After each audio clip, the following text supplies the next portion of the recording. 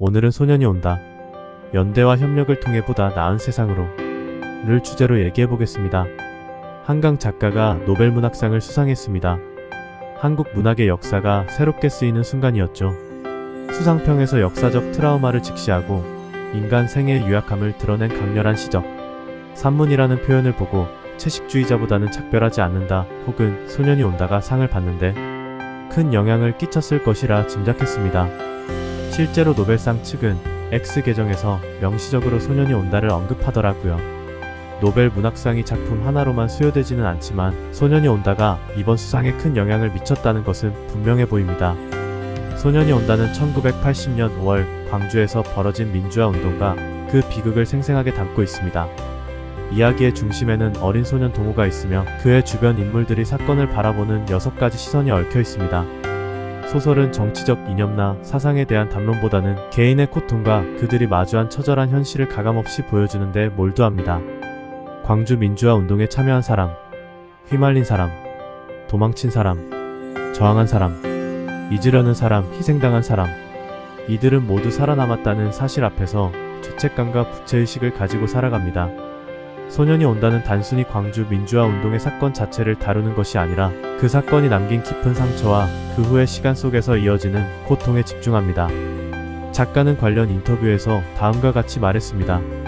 당시 생존자들의 자살률이 11%라고 하는데 그것이 보통 평범한 사람들의 자살률하고 비교할 수 없는 수치이고 아직도 끝나지 않은 거죠.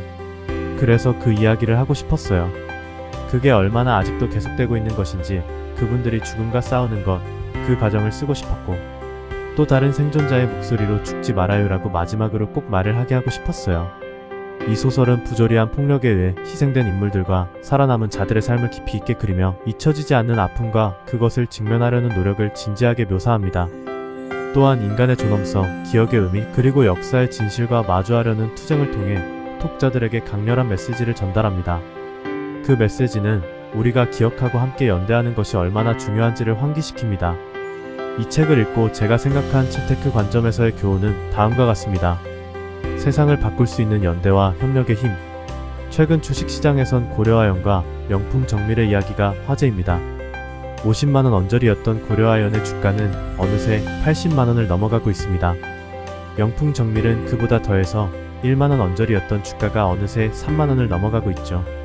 이 현상의 배경에는 경영권 분쟁과 그로 인한 공개 매수전이 있습니다. 공개 매수가는 계속 높아지고 있죠. 그렇게 높은 가격으로 공개 매수를 할 만큼 가치가 있는 주식이었는데 그동안 주가가 지지부진할 때는 왜 아무런 행동을 취하지 않고 방치해 두었던 걸까요? 매번 기업 밸류업을 외치면서도 실질적으로는 아무런 변화도 없다가 결국 경영권 분쟁이라는 이슈가 터져야 주가가 오르는 모습을 볼 때면 아쉬움이 남습니다. 코스피의 PBR이 1이 안 된다는 것은 유명한 이야기입니다. 장부 가치보다도 더 낮은 주가가 당연하게 여겨지다니 참 특이한 현상이죠. 그럼에도 기업은 주가를 올리고 주주 가치를 환원하는 데 관심이 없어 보입니다. 한편 소액주주 또한 기업 가치와 상관없이 투기적인 관점으로만 접근하는 경우가 많습니다. 일례로 한강 작가가 노벨문학상을 수상하자 오늘 출판업종의 주식들이 일제히 상승했습니다. 심지어 예스24는 상한가를 기록했습니다. 한강 작가의 작품 판매가 늘어날 것이라는 기대 덕분일까요? 노벨문학상 수상자가 배출된 만큼 사람들의 독서에 대한 관심이 늘어나서 관련 업종이 성장할 것이라는 기대 덕분일까요? 아니면 그저 노벨문학상이라는 이슈를 호재로 생각해서 테마주 타듯이 올라탄 것일까요? 아마도 기업 본질적인 가치 상승을 기대한 것보다는 단기적인 이익을 쫓는 행위가 아니었나 싶습니다. 이를 해결하기 위해서는 주식시장 참여자들이 기업의 가치를 보고 단기적인 투기보다는 장기적인 관점에서 기업의 주인이 된다는 마음가짐을 가지고 투자하는 자세를 가져야 합니다. 또한 기업이 소액주주의 목소리를 무시하는 행태를 바꾸기 위하여 서로 연대하여 권리를 지키기 위한 행동을 실천하는 것이 필요하죠. 국장 탈출은 지능순이다 라는 말을 자주적으로 내뱉기보다는 모두가 협력하고 연대하여 국내 주식시장의 문화를 성숙하게 바꾸어 가야 한다는 생각이 듭니다. 소년이 온다가 광주 민주화 운동의 비극을 통해 보여준 연대와 협력의 필요성을 떠올리며 자본시장에서도 소액주주들이 연대하여 불합리한 구조를 바꾸고 보다 성숙한 투자 환경을 만들어가야 한다고 생각합니다. 여러분은 어떠신가요? 소액주주들의 연대를 통해 투자 시장의 문화를 바꿀 수 있다고 생각하시나요? 아니면 역시 국장은 탈출이 정답이라고 생각하시나요?